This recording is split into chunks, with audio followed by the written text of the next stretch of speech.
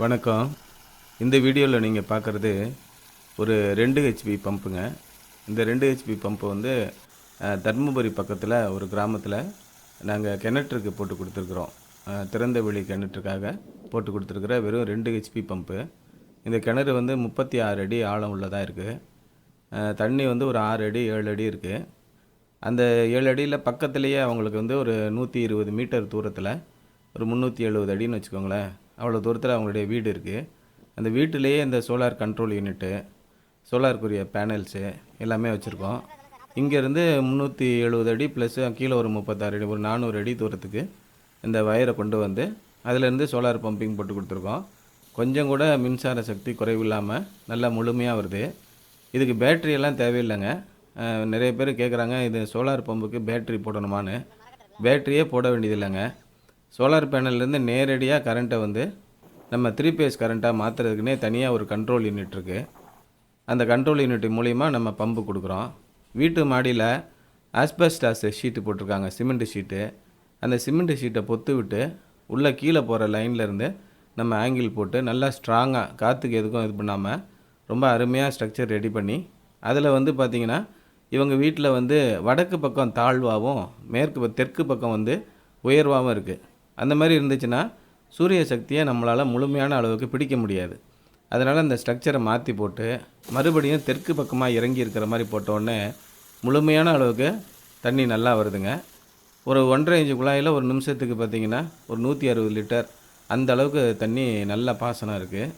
கிணற்றில் இருக்கிற தண்ணியை முழுமையாகவே ஒரு நாள் நல்லா இறச்சி கொடுத்துருது. அடுத்த நாளுக்கு தேவையான தண்ணி முழுமையுமே அடுத்த நாள் முழுதாக ஊறிடுது. அது மாதிரி இப்போ பார்த்திங்கன்னா தண்ணி வந்து ஒரு 86% தான் அன்றைக்கி வெயில் இருக்குது. அந்த வெயிலுக்கே நல்லா முழுமையான அளவு ப்ரெஷர் கிடைக்குது. பார்க்குறதுக்கு பார்த்திங்கன்னா ஒரு 5 ஹெச்பி பம்பில் தண்ணி வர மாதிரி அவ்வளோ ஃபோர்ஸாக அவங்களுக்கு கிடைக்குது. இந்த 2 ஏக்கர் வந்து இதை வச்சு அவங்க தாராளமாக விவசாயம் பண்ணலாம். இப்போ நம்ம தர்மபுரியில் இருக்கிற மாதிரி மரக்கன்றுகளோ மற்றதை சர்வசாதாரணம் பண்ணலாம். நீண்ட காலமாகவே இருந்த கிணறு வந்து இப்போ இதை வந்து தூர்வாரி இந்த மாதிரி சோலார் பம்பு போட்டிருக்காங்க. கரண்ட்டுக்கு வசதி கிடைக்காது. இந்த கரண்ட்டுக்கு வந்து பல விதமான ஃபார்மாலிட்டிஸ் இருக்கிறதுனால இப்போ வந்து மானிய திட்டமும் பார்த்திங்கன்னா அவங்களுக்கு அந்தளவு கை கொடுக்கறதில்ல. அதனால் அவங்க என்ன சொல்கிறாங்கன்னா, மானிய திட்டத்தில் போட்டாலும் சரியாக வந்து வேலை செய்ய மாட்டேங்குது சார் அப்படின்னு சொல்லிட்டு இது வந்து நேரடியாகவே போட்டிருக்காங்க. மானியம்லாம் இதில் கிடையாது. 2 ஹெச்பிக்கு முழுமையாகவே அவங்களே செலவு பண்ணி போட்டிருக்கிறதுனால நல்ல நம்ம தரமான பேனல் வந்து வாங்க முடியுது.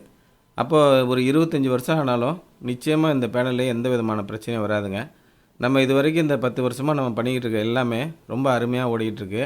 நீங்கள் பேனலை வந்து மாதத்துக்கு ஒரே ஒரு முறை தண்ணி ஊற்றி நல்லா ஒரு ஈர துணியை ஊற்றி துடைச்சி வச்சுட்டிங்கன்னா போதும், எந்த பிரச்சனையும் உங்களுக்கு வராது. அதுமாரி பேனலை துடைக்கும் போது பார்த்திங்கன்னா வெயில் அடிச்சிக்கிட்டு இருக்கும்போது துடைக்காதீங்க. வெயில் அடிக்கும்போது இந்த ஃப்ரேம் எல்லாம் பார்த்திங்கன்னா அலுமினியம் ஃப்ரேமு.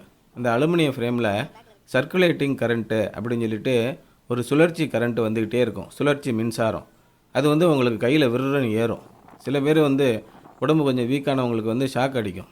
அதனால் சோலார் பேனலை க்ளீன் பண்ணும்போது எப்போயுமே நீங்கள் பகல் நேரத்தில் வெயில் அதிகமாக அடித்து கரண்ட் உற்பத்தி ஆகிட்டு இருக்க நேரத்தில் நீங்கள் சோலார் பேனலை துடைக்காதீங்க. காலையில் ஒரு 7:30 மணிக்குள்ளே தொடங்க. வெயில் இறங்கின பிறகு மாலையில் வந்து பார்த்திங்கன்னா நீங்கள் வந்து ஒரு 5 மணிக்கு மேலே நீங்கள் அதை தொடங்க. இந்த மாதிரி துடைக்கும் போது உங்களுக்கு தேவையான பாதுகாப்பு கிடைக்கும். அதே நேரத்தில் சோலார் பேனலும் நல்லா தெளிவாக இருக்கிறதுனால உங்களுக்கு வந்து அருமையாக வந்து கரண்ட் உற்பத்தி ஆகும். மின்சாரத்தில் வந்து எந்த விதமான வீழ்ச்சியும் இருக்காது. எத்தனை வருஷங்கள் ஆனாலும் உங்களுக்கு ரொம்ப தெளிவாகவே கரண்ட் உற்பத்தி ஆகிட்டு வரும். அப்படி இருக்கும்போது நம்முடைய சோலார் பம்பு ஒரு 25 வருஷம் ஆனாலும் எந்த பிரச்சனையும் இல்லாமல் ஓடுங்க. தேய்மானம் ஏற்படக்கூடிய ஒரே பகுதி என்னென்னு கேட்டிங்கன்னா இந்த இயங்குகிற மோட்டார் பகுதி தான். அது 2 வருஷம் 3 வருஷத்துக்கு ஒரு ஏதாவது தேய்மானம் ஏற்பட்டுச்சுன்னா அது நம்ம ரிப்பேர் பார்த்துக்கலாம். மற்றபடி இந்த சோலார் பேனலில் எந்த தேய்மானமும் ஏற்பட போகிறது கிடையாது. பேனலை துடைச்சி வச்சிங்கன்னா கண்ணாடியாக இருந்துச்சுன்னா போதும், நல்ல கரண்ட் உற்பத்தி ஆகும். இதே அளவு தண்ணி காலம் கூட. இந்த வீடியோக்கள் உங்களுக்கு பிடிச்சிருந்தா லைக் பண்ணுங்கள். உங்களுடைய நண்பர்கள், உறவினர்கள், வேண்டப்பட்டவங்களுக்கு இதை ஷேர் பண்ணுங்கள்.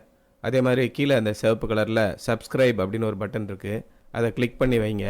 அப்போ நாங்கள் போடுற எல்லா வீடியோவும் உங்களுக்கு அப்பப்போ வந்து சேரும்.